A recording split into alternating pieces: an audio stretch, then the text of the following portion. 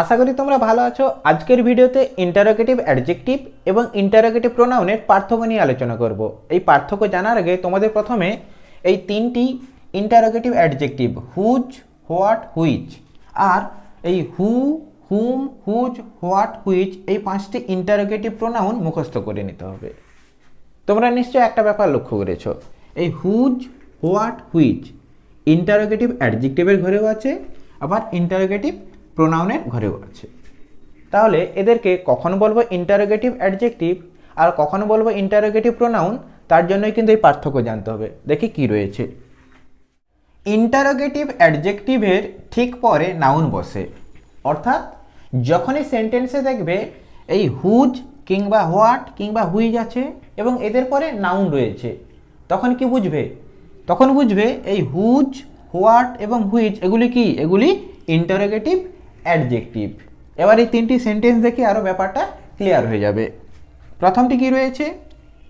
Which pen is yours, অর্থাৎ কোন কলমটি তোমার। এই সেন্টেন্সে এই তিনটির মধ্যে কি আছে?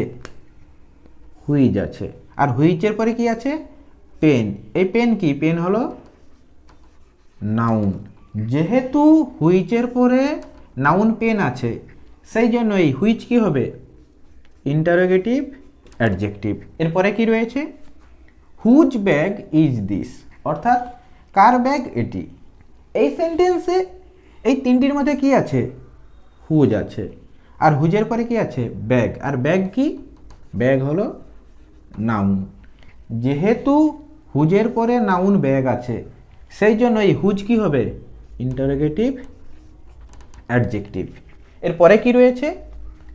What present did you get, অর্থাৎ কি উপহার তুমি পেয়েছিলে। এই সেন্টেন্সে এই তিনটির মধ্যে কি আছে? হোয়াট আছে, আর হোয়াটের পরে কি আছে? প্রেজেন্ট। আর এই প্রেজেন্ট কি? এই প্রেজেন্ট হলো নাউন। যেহেতু এই হোয়াটের পরে নাউন প্রেজেন্ট আছে, সেই জন্য এই হোয়াট কি হবে?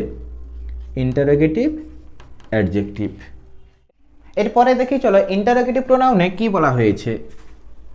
ইন্টারোগেটিভ প্রোনাউনের ঠিক পরে নাউন বসে না, অর্থাৎ যখন দেখবে সেন্টেন্সে হু, হুম, হুজ, হোয়াট, হুইচ এগুলি রয়েছে আর এদের পরে কি নেই?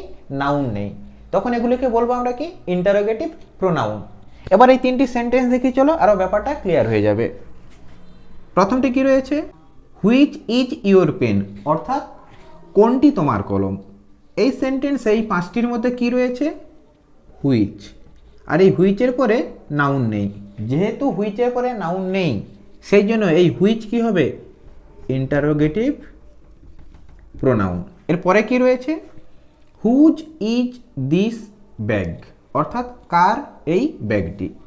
এই সেন্টেন্স এই পাঁচটির মধ্যে কি আছে? হুজ আছে, আর হুজের পরে কি নেই? নাউন নেই। যেহেতু হুজের পরে নাউন নেই, সেই জন্য এই হুজ কি হবে? হুজ হবে ইন্টারোগেটিভ প্রোনাউন। এরপরে কি রয়েছে? হোয়াট ডিড ইউ গেট, অর্থাৎ তুমি কি পেয়েছিলে। এই সেন্টেন্সে এই পাঁচটির মধ্যে কি আছে? হোয়াট আছে, আর হোয়াটের পরে কি নেই? নাউন নেই। যেহেতু হোয়াটের পরে নাউন নেই, সেই জন্য এই হোয়াট কি হবে? Interrogative pronoun.